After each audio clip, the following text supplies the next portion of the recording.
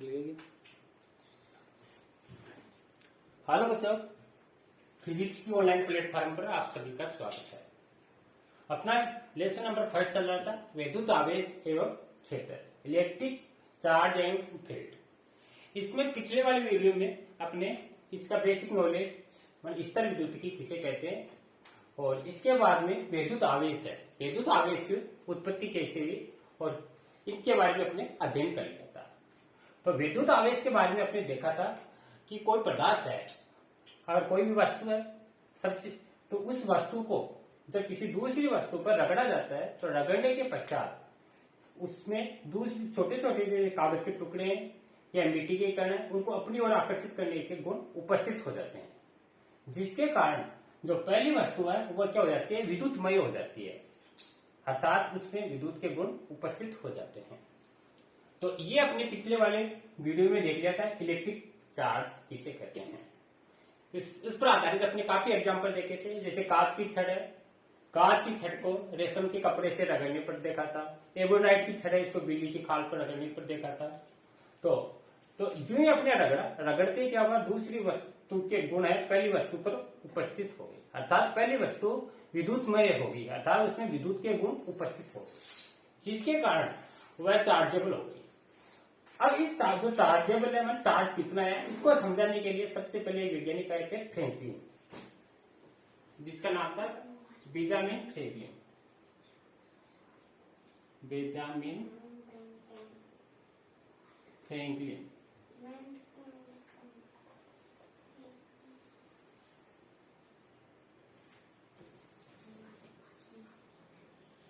Benjamin Franklin इसने बताया कि जब कांच की छड़ है, कांच की छड़ को रेशम के कपड़े या ऊन से जब रगड़ा जाता है तो कांच की छड़ पर धनावेश व रेशम के कपड़े पर ऋणावेश उपस्थित हो जाता है, अर्थात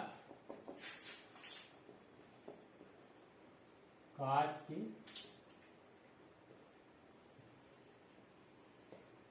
की छड़ पर धन आवेश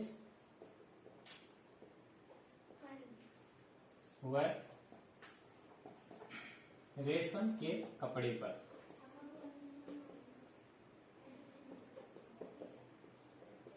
ऋण आवेश उपस्थित हो जाता है। इसी के आधार पर इसने निष्कर्ष निकाला कि आवेश है, आवेश के दो प्रकार होते हैं, एक धनावेश और दूसरा ऋणावेश। आवेश के टाइप ऑफ चार्ज, आवेश के प्रकार। पहला होता है धनावेश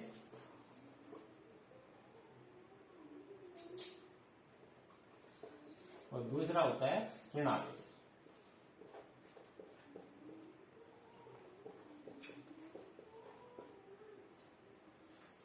तो एक पॉजिटिव चार्ज होता है, दूसरा होता है नेगेटिव चार्ज। अब दोनों जो चार्ज है उन दोनों चार्ज पर अगर आवेश समान प्रकृति का है और अगर इन दोनों चार्ज आवेशों को अगर पास में लाते हैं तो पास में लाने पर समान प्रकृति के आवेशों में हमेशा क्या होता है, प्रतिकर्षण होता है। अगर दोनों आवेश विपरीत प्रकृति के, मान ये पॉजिटिव है दूसरा नेगेटिव है, उन दोनों अगर पास में लाते हैं तो पास में लाने पर हमेशा आकर्षण होता है। अब इसके आधार पर इसने देखा कि चाहे इलेक्ट्रॉन हो चाहे प्रोटॉन हो, दोनों पर जो चार्ज है, चार्ज का मान हमेशा समान होता है। और जैसे इलेक्ट्रॉन है, इलेक्ट्रॉन पर जो आवेश है उसका मान होता है 1.6 इंटू 10⁻⁻�19 कूलम। अब इसी के आधार पर अपन आवेश है, उस आवेश की मात्रक एवं विमाएं देखते हैं। आवेश का मात्रक, इसको बोलते हैं यूनिट ऑफ चार्ज। अब आवेश का मात्रक कहां से है, आवेश का मात्रक जो धारा की डेफिनेशन है, उस धारा की डेफिनेशन से है।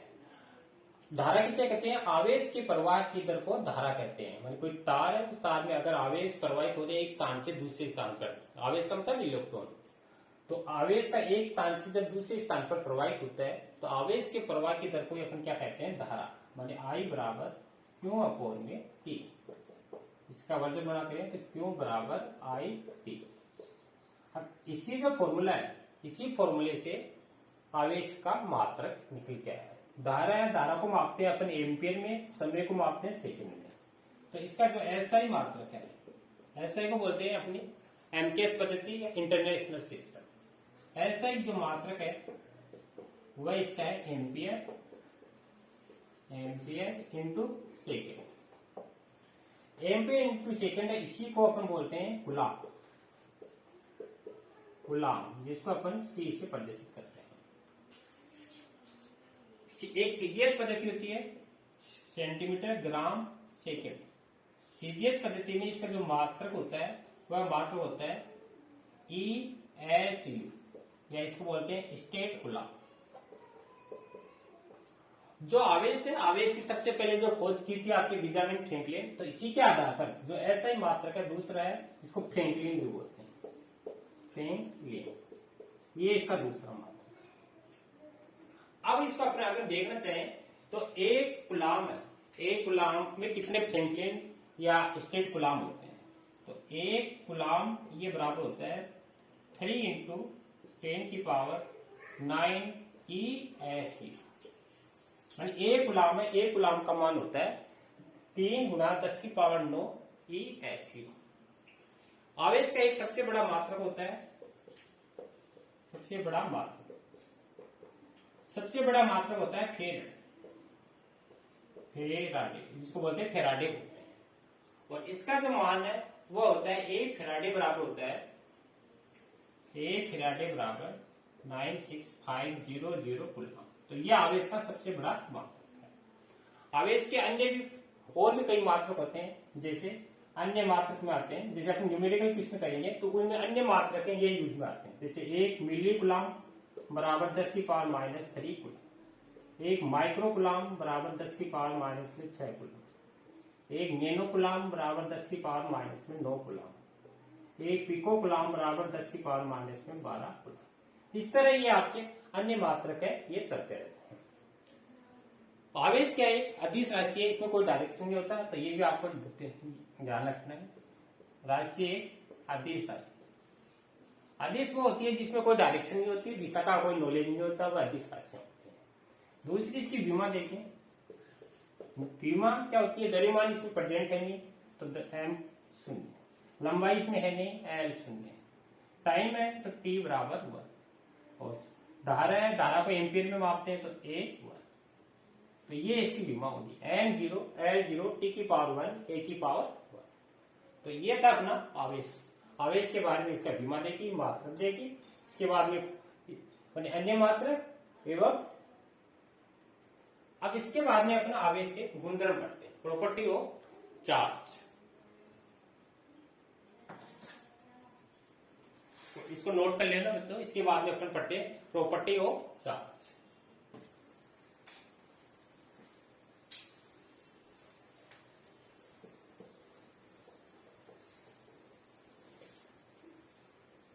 तो नेक्स्ट हेडिंग है अपना आवेश के गुणधर्म। आवेशों के गुणधर्म।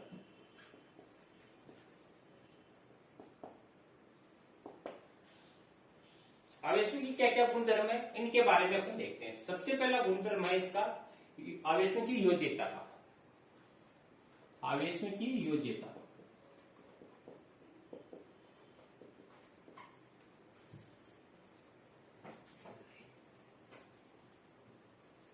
आवेशों की योज्यता,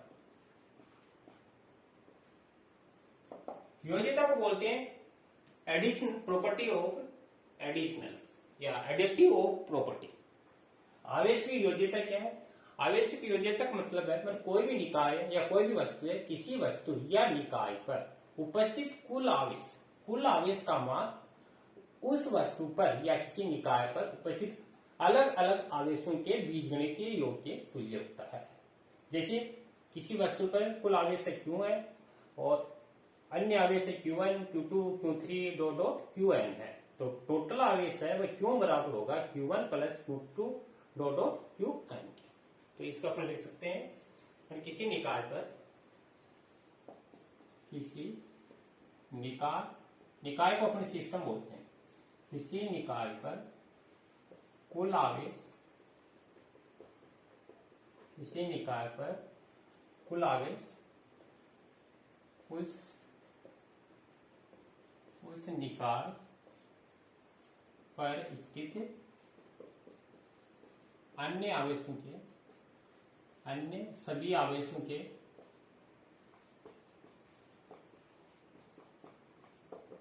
सभी आवेशों के बीजगणितीय योग के तुल्य होता है। अन्य सभी आवेशों के बीजगणितीय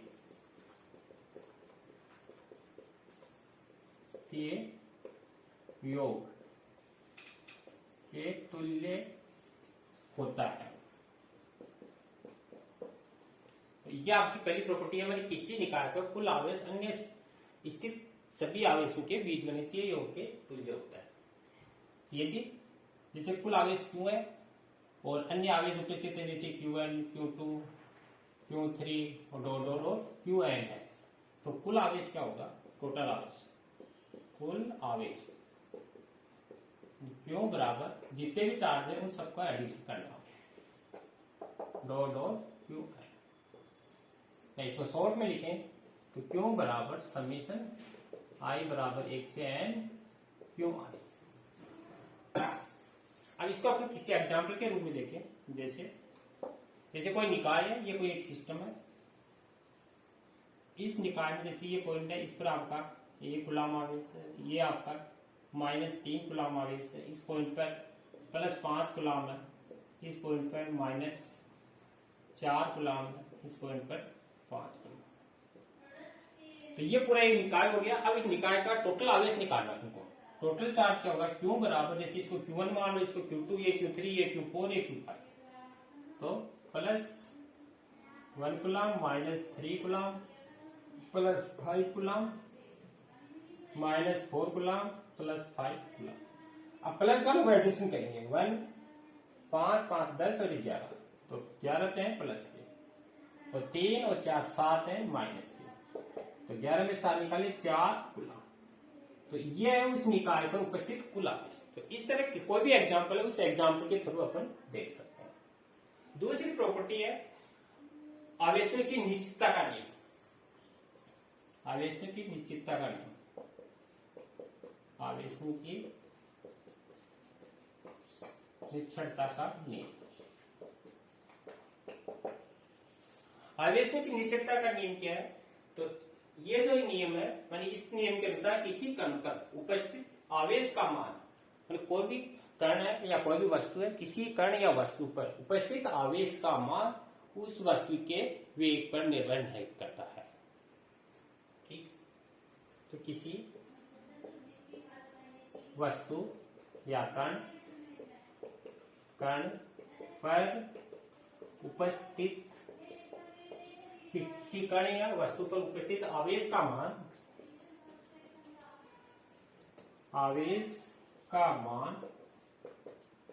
वेग पर निर्भर नहीं करता। ये आपकी सेकंड प्रॉपर्टी है। अर्थात क्यों विराम अवस्था में वेग बराबर क्यों गतिशील अवस्था में वेग। ये जो आपका चार्ज है, चार्ज आपका चेंज नहीं होता। आवेश निश्चितता मतलब है किसी वस्तु या कण पर उपस्थित आवेश का मान वेग पर निर्भर नहीं करता। आवेश हमेशा कांस्टेंट रहेगा। अगर कोई वस्तु गतिशील है, यहाँ से जैसे दूसरी स्थान पर चली गई, तो वेग जितना पहले था विराम अवस्था में, फिर वस्तु जो गति करेगी तो सेम रहेगा, मानी कोई चेंज नहीं होगा। तो ये आपकी दूसरी प्रॉपर्टी है। इसके बाद में तीसरी प्रॉपर्टी है कंजर्वेशन ऑफ चार्ज।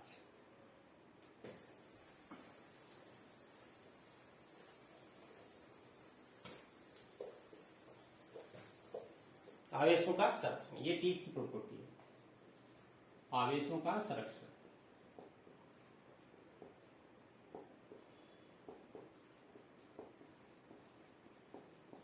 इसको बोलते हैं conservation of charge. Conservation of charge इसका मतलब क्या है? इसका मतलब है कोई भी वस्तु है, किसी वस्तु पर अपन आवेश को न तो उत्पन्न कर सकते हैं और न ही नष्ट कर सकते हैं। अर्थात आवेश को एक वस्तु से दूसरी वस्तु पर रूपांतरित कर सकते हैं, लेकिन न तो इसको उत्पन्न किया जा सकता है, न ही नष्ट किया जा सकता है। अर्थात आवेश हमेशा कांस्टेंट रहता है। तो ये आपकी दूसरी प्रॉपर्टी है। इसको लिख सकते हैं, किसी विलगित निकाय पर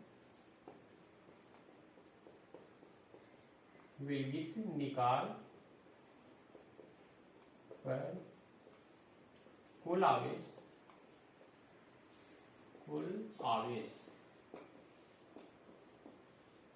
हमेशा संरक्षित रहता है। किसी विलगित निकाय पर कुल आवेश हमेशा संरक्षित रहता है, अर्थात आवेश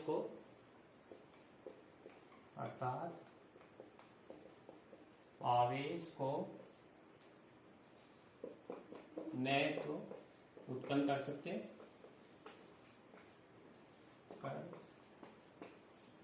वह नहीं नष्ट कर सकते हैं। तो यह आपकी थर्ड प्रॉपर्टी है, माने किसी विलगित निकाय का कुल आवेश हमेशा संरक्षित रहता है, माने कांस्टेंट रहता है, चेंजिंग होता है, माने एक वस्तु से दूसरी वस्तु पर ट्रांसफर होता है। तो इसको न तो अपन उत्पन्न कर सकते हैं, नहीं नष्ट कर सकते। इसका जैसे एग्जाम्पल अपने देखा था, जैसे कांच की छड़ को रेशम के कपड़े से जब रगड़ा था, तो रेशम के कण के जो इलेक्ट्रॉन थे वो कांच की छड़ पर ट्रांसफर हो गए थे। माने स्टार्टिंग में जैसे कांच की छड़ और रेशम के कपड़े पर जितना आवेश था, रगड़ने के पश्चात भी उन दोनों पर आपस में सेम रहेगा। मानी जो कांच की छड़ के थे वो रेशम पर और रेशम की कांच की छड़ पर, माने आपस में एक वस्तु से दूसरी वस्तु पर ट्रांसफर हो सकते हैं। तो इसको जैसे अपन किसी एग्जाम्पल के थ्रू देखें, जैसे यूरेनियम 9238।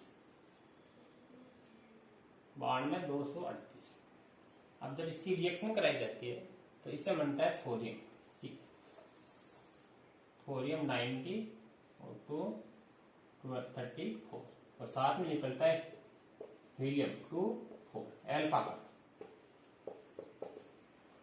अब इस पर देखें अपन, जैसे स्टार्टिंग में क्यों आई कंपनी इनर्शियल प्रारंभिक आवेश, तो ये जो 92 है इसका परमाणु क्रमांक है, ये क्या है, इसके इलेक्ट्रॉन है, तो 92 इलेक्ट्रॉन ये आपका प्रारंभ है।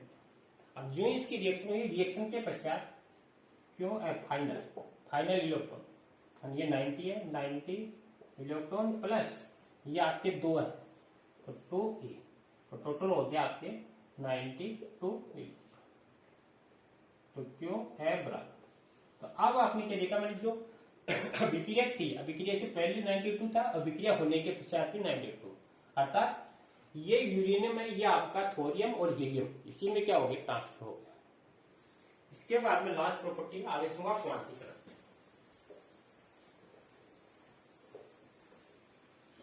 चौथी प्रॉपर्टी आवेश का क्वांटीकरण। आवेश का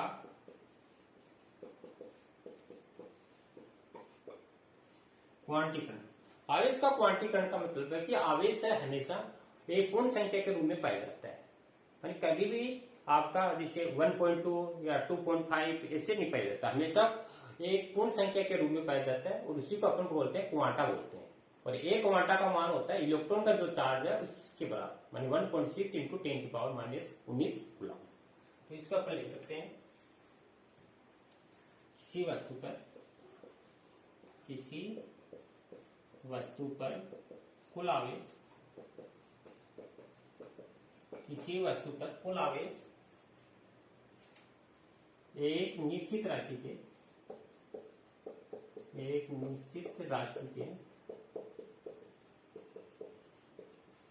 पूर्ण गुणज के रूप में पाया जाता है। किसी वस्तु पर कुल आवेश एक निश्चित राशि के पूर्ण गुणज के रूप में पाया जाता है। इस निश्चित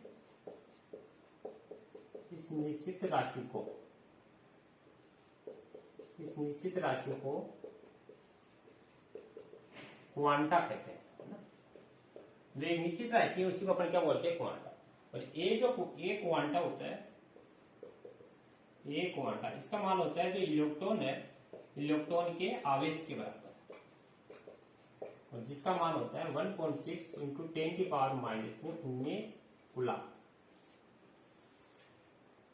तो अब अपन किसी वस्तु पर देखना चाहिए टोटल चार्ज कितना होगा, तो वस्तु पर कुल आवेश, इसलिए वस्तु पर कुल आवेश,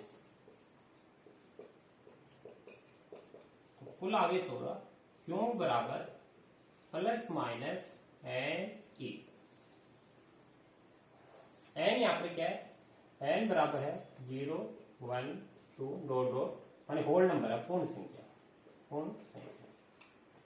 अब जो चार्ज है क्यू, इसका मान होगा क्यू बराबर, जैसे एन बराबर 0 लिया या एन बराबर 1 लिया तो प्लस माइनस 1 ई, प्लस माइनस 2 ई, प्लस माइनस 3 ई, डॉट डॉट इस तरह।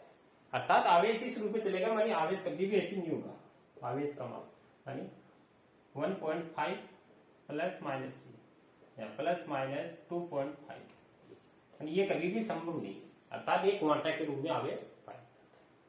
तो ये क्या आवेशों की प्रॉपर्टी। तो आज अपने आवेश चार्ज क्या, चार्ज के बारे में देखा और आवेश के गुणधर्म, इन गुणधर्म के बारे में देख।